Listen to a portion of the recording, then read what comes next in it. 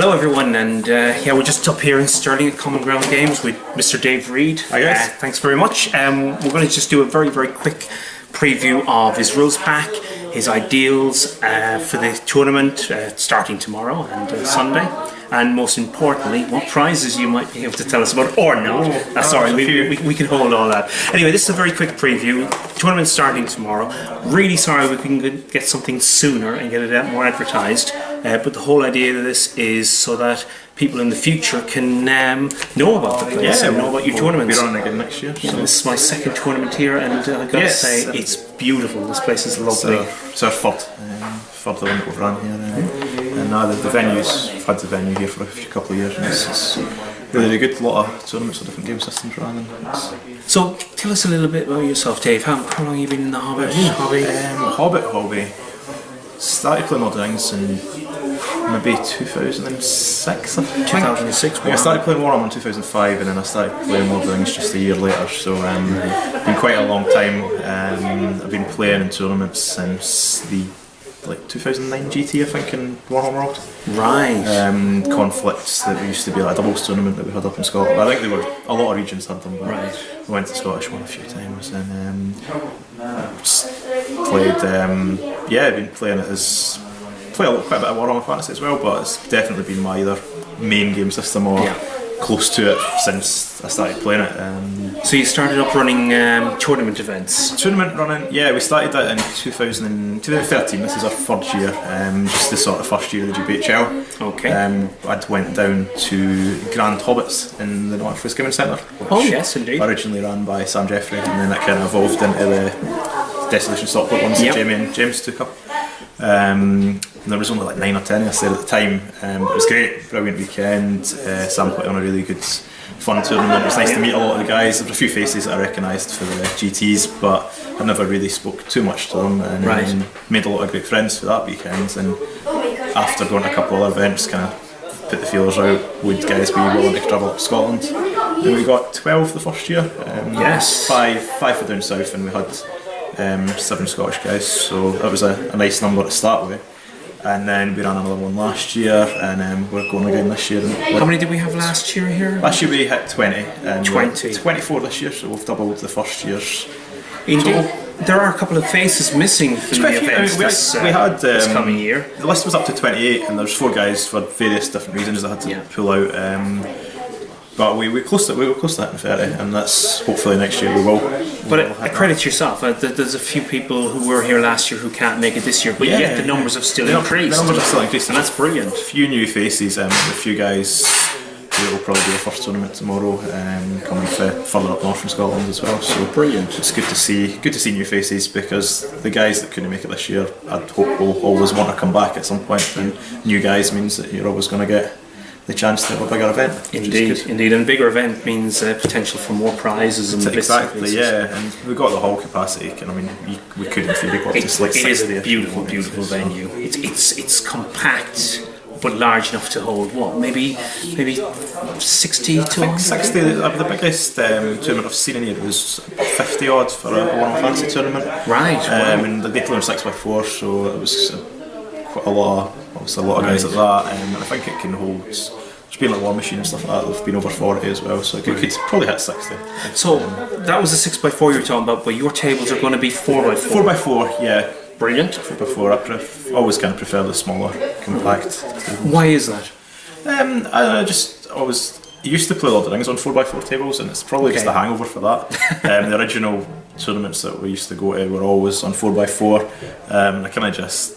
Some of the scenarios I find work better on a 4x4. It's harder to play an avoidance game, picking up objectives and then just running away to the corners of tables. It's harder to do that on a 4x4. Yeah, I can appreciate that. So listen, tell me the reasoning behind you play a red-blue sort of a game. You have your good and your evil, but you're always making sure that good is versus evil, and it alternates.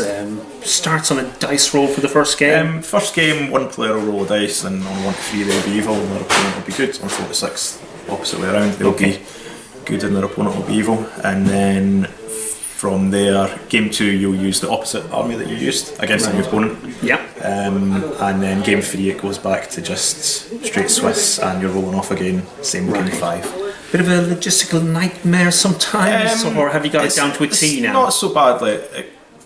Chris was doing the spreadsheet, and it is tricky to get the spreadsheet to work. There's quite a few intricacies on it, but once you get a spreadsheet that works, it's fine. Really, it was easy enough when the first year we only 12 players to get it to. You could almost do it in your head, really, because it's just whoever is the highest ranked player that used good game one will be on table one, playing against the highest ranked player who used evil. Right. But you may have the odd occasion where someone is on a lower table than their position purely because there's a sway where one round loads of people who are feeling evil win. Yeah. The numbers are not exactly Swiss, but it's as close as you can get while maintaining the good versus evil matchups. So, quickly moving on. Day 2 is you've got Domination as the last game. You've got To the Death is game 5, and game 4 is Take and Hold. Take and Hold, yes. Similar sorts of out hold grounds. We ran it here for the first time for the very first one tournament we ran. It's hold ground that is less likely for holds to dominate because you get 5 victory points for having double in the middle, 3 victory points for having more in the middle, but you still get the general and breaking points as well. So there is a possibility that you could win it just by breaking your opponent and killing in general. Well, we are looking at 800 points here, so when you mention hordes, you have put a cap on the minimum and the maximum. Yes, cap of minimum 4 and maximum is 80. And this is historical because you did the same last year. Yeah, with it being 800 points, the possibility. I've never really seen anyone take it, but there is a possibility that you could just get silly numbers like goblins.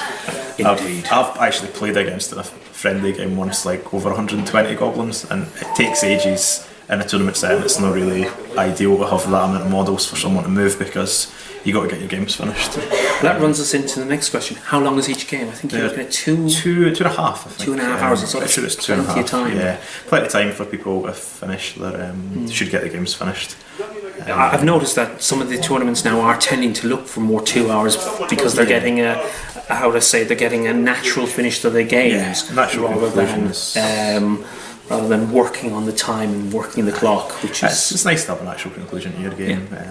And if we got if the games finish a bit earlier, there's plenty of stuff to do between times and between the rounds as well. Like, this may seem a bit Irish and backward, excuse the pun, guys, but I started on day 2. The reason is because I want to talk more about day 1 because that's your custom scenarios. Yeah, Taking Home's a sort of custom scenario, but it's quite similar to the book, and it's been there's quite a few tournaments use it, so it's not one that people will be totally unfamiliar with. Yeah. Whereas the free custom ones on day 1 are something a bit different. Let's start with number 1. Scouring. Yeah, we have the Scouring. That's sort of become a trademark scenario, obviously named after the Scouring of Stirlingshire, the tournament.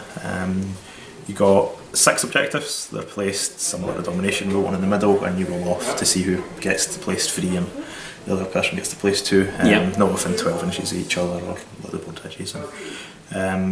Each objective represents a prize, and the armies are supposed to be scouring around the battlefield to try and find it. You can imagine for yourself whether it's the One Ring or whether it's just an important artefact that the generals need to go and find the Palantir or something like that. Indeed. And to find it, you have to walk up to it with an infantry model on 25mm base, a cavalry model with the expert rider. Yes. And you roll a dice. If you get a 6, that's the prize, and you just immediately discard the other objectives. So that can be very tactical. Some people might want to keep their objectives on their side of the table. Try and keep ones on their side, and until someone then makes the risk. It's different. The phase drops then when someone actually rolls the 6 on the first time. I've seen people try and hold off on 1, just hoping that their opponent's never going to get the 6, but then they do get the 6, and it's right across the other side of the battlefield. So really, really good tactical game with both good versus evil. Should be some fantastic results tomorrow. And we've got a major minor set up as well. Yes, I did want to ask you about that. It's sort of just so people can still win without playing to the scenario, but they'll not get quite as many points as if they had. So the example in the Scouring is where to get a major victory, you have to have more victory points than your opponent and hold on to the prize. Right. And that gets you 25 tournament points. And there's a major and a minor for each of the scenarios. For each one, it's 25 tournament points if you get a major one and your opponent gets 0. and for a minor there's 20 tournament points and your opponent gets 5, which it gives you something to play for. If it looks like you're going to lose, well, you can be trying to deny your opponent, of course, yeah, a chance to get the major. You still get the 5 points. So excellent. It gives a wider spread of points for the people in the rankings as well. What's our second scenario? Second scenario is Clash of Champions, I think it's called. Sorry guys, we're just going to... There's so many of Champions scenarios around. Here I think we called it Clash. You've got a Clash of Champions. Clash of Champions, yeah. You're right, there are plenty of different type of champions sort of scenarios. It's a lot of... Yours is different though. It's a little bit different, yeah. There's a few sort of cool special rules added on it as well, but the premise is still the same, that it's about your general killing more than your opponent's general. And they have to be combat kills as well, so no shooting, no blasting. Hurling, you can kill the model that you hurled, but not the other ones that you hurl through. So, right, excellent. Your general killing stuff in combat, and there's 2 different types of victory points. There's one for killing more troops, and there's one for killing more heroes. Right, yes. Which kind of gives you a little bit of chance against an all-hero army, because normally an all-hero army will kind of dominate these scenarios. Yes. But the fact that you get one for killing more heroes, if your general kills a couple of their guys, then you can be right back in it with those VPs. And there's a couple of little special rules as well, which is you keep a track of the amount of models that were killed each turn. Yeah, and then at the start of the next turn, you have a look. So how many models to kill? Say your general killed 2, it means kill 1. Right. Well, because I killed less, I get Mighty Hero for the next turn to try and bring your cell back into it. Funny if Aragorn actually happens to be your general. Unfortunately, you get double Mighty Hero. No, it's not going to happen. Yeah, it's the Mighty Hero special rule, which Aragorn already has. Or Bolg, I believe, as well, would get it if he had the kill count up. So neither of those 2 would benefit from an additional one. But bit late for anyone now wanting to change their lists. It's a nice bonus to try and get people back in the game. Yeah. The other one is that once you're down to one wound, and no fate remaining, your general can expend a free point of fate each turn. Right. And that's just to try and the last sort of heroic dice to keep them alive. Because you do get the victory points for killing your opponent's general as well. So I mean, that's a very good custom scenario. It's a lot for people to try and keep track of. Yeah. But I suppose that is a tournament play game. It's just the nature of it. Yeah. There's not too much. Obviously, just the couple of special rules, but you try to keep track of. Do you want to go and get a hero kill, up your victory points on that one, or do you want to just kill another model? There's definitely plenty for people to be thinking about. So the last one on day 1 is capture the flag. Yeah, this one that's again one of your custom ones, is it? Totally different for anything I've ever seen at any other tournament. Certainly can credit Chris Murphy with the original concept. It was his sort of idea to say it would be cool to have 2 flags and trying to compete over them, and we kind of worked on bringing that idea into a scenario that would be playable. So we've got 2 flags, one in each corner. Your deployment zone is an 18-inch corner, and the flags are roughly halfway into the deployment zone. It's 9 by 9 in this sort of square. You deploy outside of that again? You can deploy up to 18 inches, so you can have some guys in front of the flag, you could have them behind. It's up to yourself how you want to deploy. And you get 1 victory point for breaking your opponent, but other than that, the victory points are all about the flags. Right. And it's about picking them up. You can't pick them up a monster or monster's cavalry, but you can pick them up with regular cav. So they don't need this the expert rider. You can pick them up with other things like bats or stuff like that. I suppose anything that's not a monster, so you couldn't pick it up with an eagle, but you can pick it up with. Right. And wargs as well, like fell wargs and things like that. I can pick up. The banner then acts as a banner for both sides. Yeah, and when it's in its position, it acts as a banner for the defending force. Right. Just as you had a regular banner. But when you pick it up, it's acting as a banner for both, because they're both fighting just as equally hard to capture this thing. Indeed. So that's why you get the rerolls. But your opponents do get to reroll 1s against you if you are carrying the banner. So yes, they would need to feint. And the model with the banner cannot fail courage. No, I saw that as well. That's an interesting point. So listen, that's day 1. It's day 1. Covered day 2. We've covered the people, the numbers, the venue. Yep. Tell us a little bit about the prizes, if you don't mind. If you can.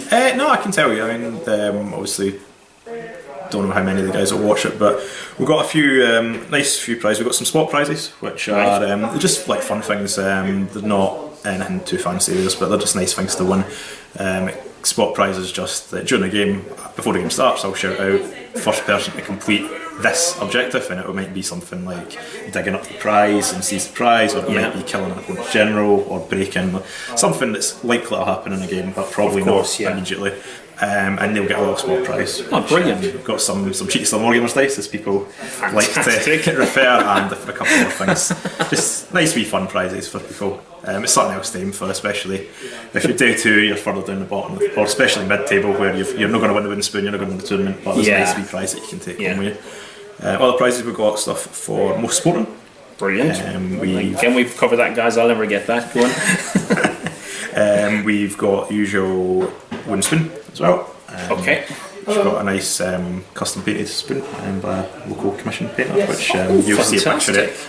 We'll see a picture of that. I don't know what he's putting it this year, so I've not seen it yet. But last year he done one with the one ring sort of, and just carved on a spoon, and that was really nice. So that is something that would be awesome to take away. Yes. We've got best painted as well, and that's for both armies.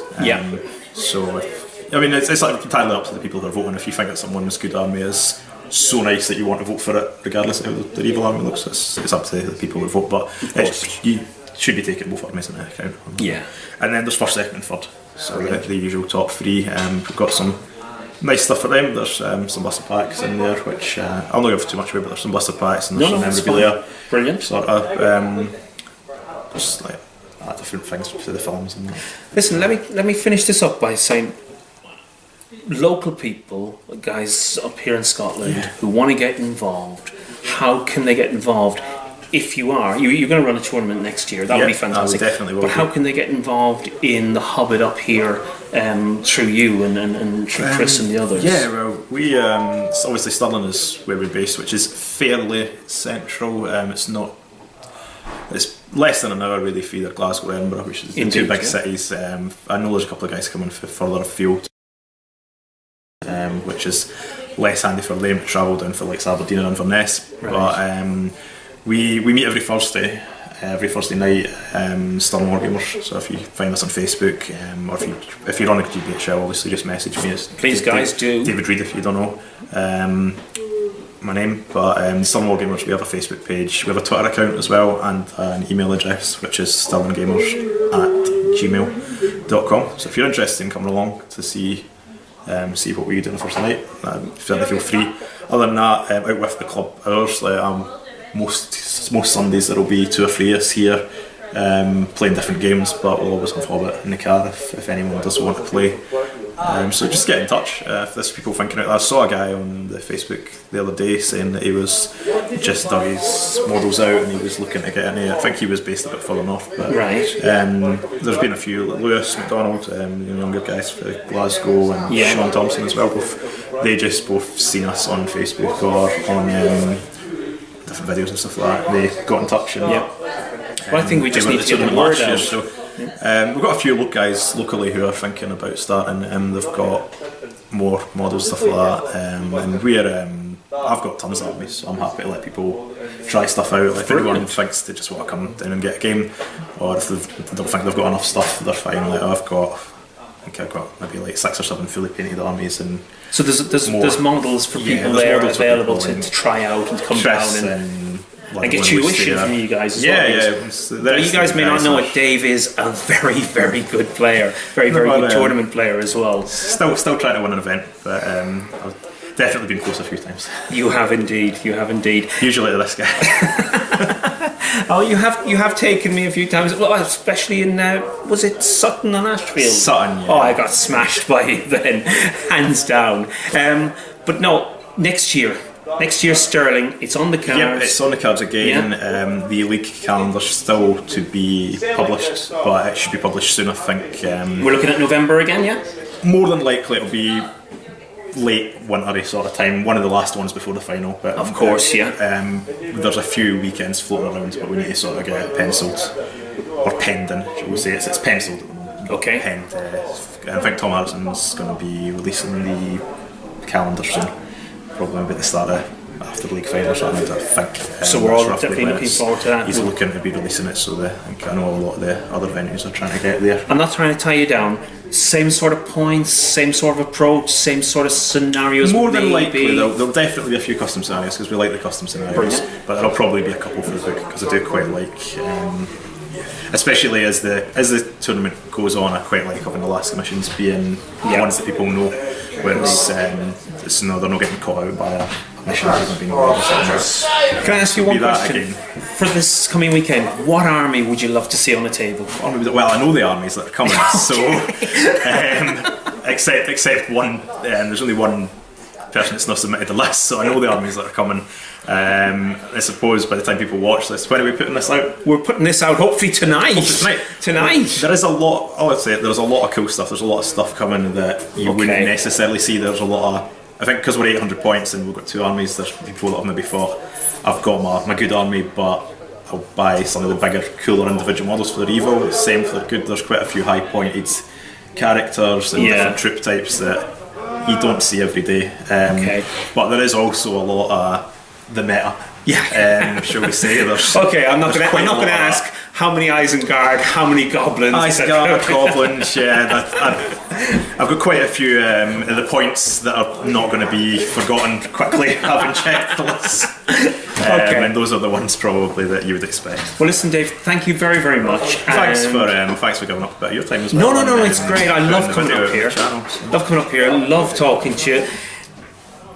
Struggle sometimes when I'm playing you because you always keep me on the edge of my seat. I never know whether I'm going to walk away with a close win or a decimating loss. It's certainly been tight, and the last one was a draw. So we'll see where the next one goes. Maybe at the league final. Well, I'll see it, Mansfield. I'll be there.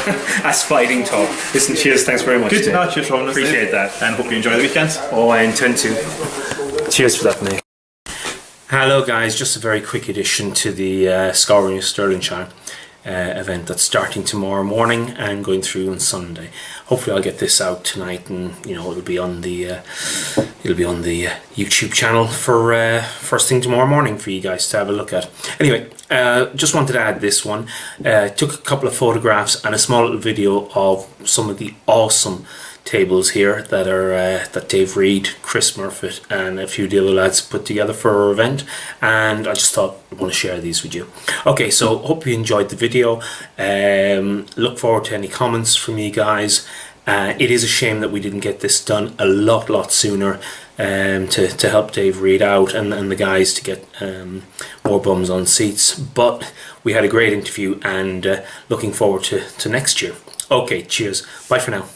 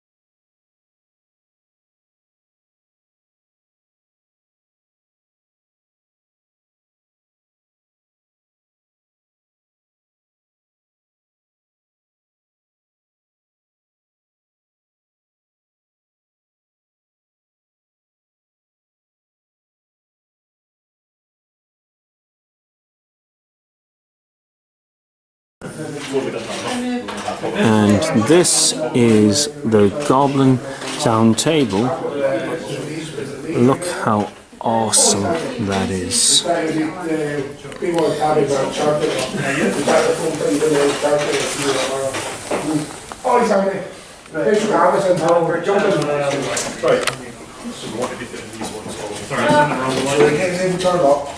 ones on one, and then I just got decide which one to put in the She's squad. going to go one man forward, so tap and red and play away.